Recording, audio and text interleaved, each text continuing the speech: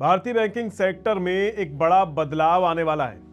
वित्तीय सेवा विभाग यानी कि डिपार्टमेंट ऑफ फाइनेंशियल सर्विसेज, जिसे आप डीएफएस के नाम से भी जानते होंगे, ये एनबीएफसी यानी नॉन बैंकिंग फाइनेंशियल कंपनियों को बैंक में कन्वर्ट करने पर विचार कर रही है।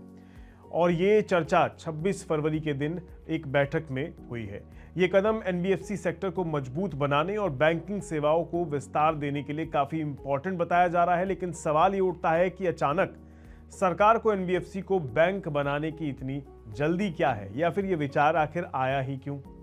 चलिए समझने की कोशिश करते हैं। आज हमारे देश में बजाज फाइनेंस, टाटा कैपिटल और आदित्य बिरला कैपिटल जैसे कई बड़ी एनबीएफसीज मौजूद हैं। ये लोन देने में तो बहुत आगे हैं, खासकर उन लोगों तक पहुंचने में जहां बड़े बड़े बैंक अक्सर पहुंचने में हिचकिचा जाते हैं या लोन देने में हिचकिचाते हैं। लेकिन ये कंपनियां आपसे सेविंग अकाउंट या एफडी के तौर पर डिपॉजिट नहीं ले सकती और ना ही आपको चेकबुक या क्रेडिट कार्ड दे सकती हैं। ये एक तरह से आधा अधूरा बैंकिंग एक्सपीरियंस ही दे पाती हैं ग्राहकों को। इसलिए सरकार चाहती है कि इन बड़ी और भरोसेमंद कंपनियों को पूरे बैंक का दर्जा दे दिया जाए, ताकि देश के कोने कोने तक बैंकिंग सुविधाएं आसानी से पहुंच सके। आपको बता दूं, एनबीएफसीज कंपनियां लंबे समय से भारत की अर्थव्यवस्था की रीढ़ रही हैं, खासकर एमएसएमई लोन्स, व्हीकल फाइनेंस और कंज्यूमर लोन जैसे सेक्टर्स में। मतलब इन सेक्टर्स में सबसे ज्यादा एनबीएफसीज ने ही लोन बांटे हैं। लेकिन डिपॉजिट लेने की कमी और हाई फंडिंग कॉस्ट उनकी ग्रोथ को सीमित कर देती है।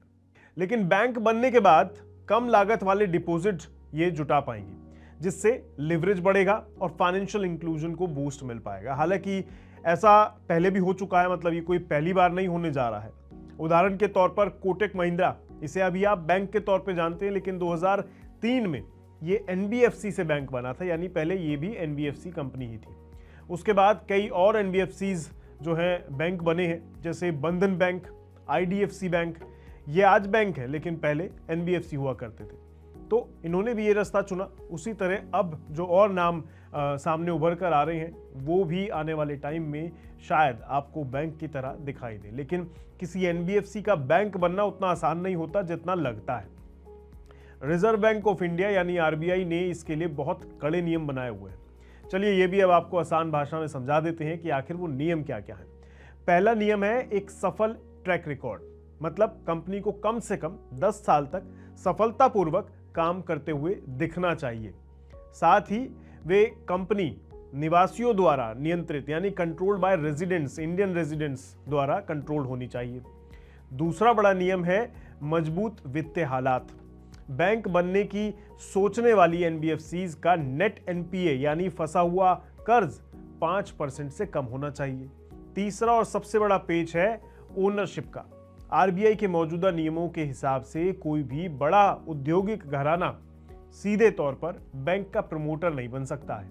यहीं पर बजाज, टाटा और बिरला जैसे बड़े कॉर्पोरेट घरानों से जुड़ी एनबीएफसीज के लिए सबसे बड़ी चुनौती सामने खड़ी हो जाती है। हालांकि नवंबर 2020 में आरबीआई की ही एक इंटरनल वर्किंग ग्रुप ने सिफारिश की थी कि 50,000 करोड़ रुपए से ज्यादा की एसेट साइज वाली बड़ी एनबीएफसीज, भले ही वे किसी कॉर्पोरेट हाउस का हिस्सा ही क्यों ना हो, उन्हें बैंक में बदलने पर विचार किया जाना चाहिए। डीएफएस की मीटिंग में इसी सिफारिश पर दोबारा गौर किया गया है। और आपको बता दूं कि एनबीएफसी सेक्टर का एयूएम 2026 तक 60 लाख करोड़ रुपए से भी ऊपर पहुंच चुका है। इसलिए जरूरी भी हो जाता है कि एनबीएफसी को बैंक में कन्वर्ट किया जा सके, ताकि उनका जो फायदा है वो बैंकों को भी मिले और बैंकों के साथ ग्राहकों को ऑप्शंस के तौर पर भी मिलना शुरू हो। तो जितना ज़्यादा कंपटीशन होगा ग्राहकों को उतना ही ज़्यादा फायदा होगा। तो अब सबसे ज़रूरी सवाल, जैसा कि मैं अभी कह भी रहा था, अगर ये बड़ी एनबीएफसीज बैंक बन जाती हैं तो इससे हमें क्या फ़ायदा होगा?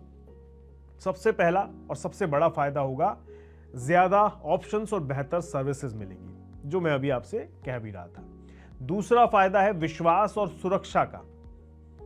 यानी जाहिर है जब ऐसे बड़े नाम जो अभी सिर्फ एनबीएफसीज हैं लेकिन बैंक बन जाते हैं, तो उन पे पहले से ही विश्वास है आपको, क्योंकि वो आपको लोन देते हैं, आपके गारंटर बने हुए हैं। लेकिन जब बैंक बन जाएंगे तो उन पे विश्वास और बढ़ जाएगा, चाहे वो बजाज हो चाहे टाटा हो।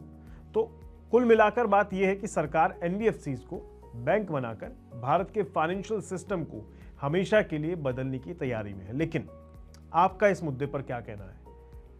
कमेंट बॉक्स में जरूर बताइएगा कि भाई बैंक तो ऑलरेडी बहुत है, क्या एनबीएफसीज को एनबीएफसीज ही रहने देना चाहिए या फिर उन्हें भी बैंक बनने देना चाहिए? क्योंकि इससे आपको जो फायदा होगा वो बढ़िया है कि आपको कंपटीशन का एक माहौल मिलेगा, मतलब आपको ऑप्शन ज़्यादा मिलेंगे, तो शायद आपके लिए कुछ चीज़ें आसान हो जाएं। या फिर जो एनबीएफसीज हैं उन्हें एनबीएफसीज ही रहने देना चाहिए और जो बैंक्स हैं ऑलरेडी वो बैंक बने रहे तो बेहतर रहेगा। अपने विचार हमें साझा जरूर कीजिएगा कमेंट बॉक्स के अंदर। आज के लिए इतना ही, दीजिए इजाज़त। नमस्कार।